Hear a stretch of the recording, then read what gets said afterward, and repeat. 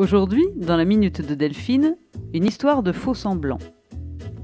Ce tableau est intitulé « Paysage avec des ruines » vers 1830. Il s'agit d'une œuvre d'un artiste anonyme, restaurée avec l'aide des amis du musée des archives et de la bibliothèque de Dreux en 2017. Mais en fait, cette œuvre est une copie ancienne. Voici l'œuvre originale, Arc de triomphe en ruine avec joueur de cartes, d'Hubert Robert. Voyez-vous une différence ? Non ? Et pourtant, si vous regardez attentivement la femme assise, celle-ci ne tient plus un enfant, mais un panier. Pendant la Révolution, il est décidé que les collections royales sont désormais accessibles à tous.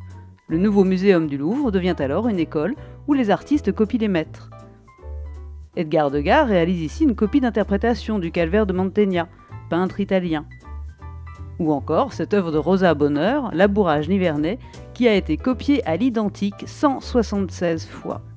Attention, de la copie au faux, il n'y a qu'un pas. La copie doit être d'une taille différente de l'original, et le copiste ne reproduit pas la signature du maître. Certains l'ont bien compris. À Dafen, en Chine, c'est le village des peintres.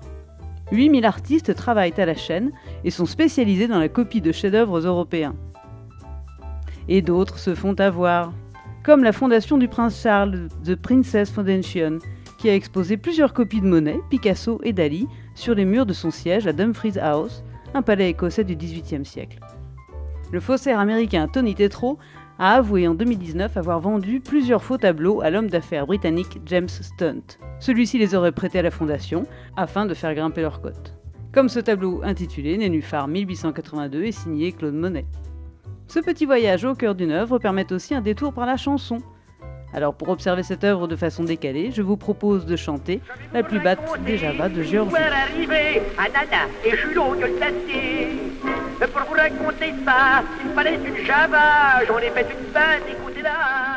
Le musée vous remercie et vous dit à bientôt pour une autre anecdote sur les œuvres de sa collection.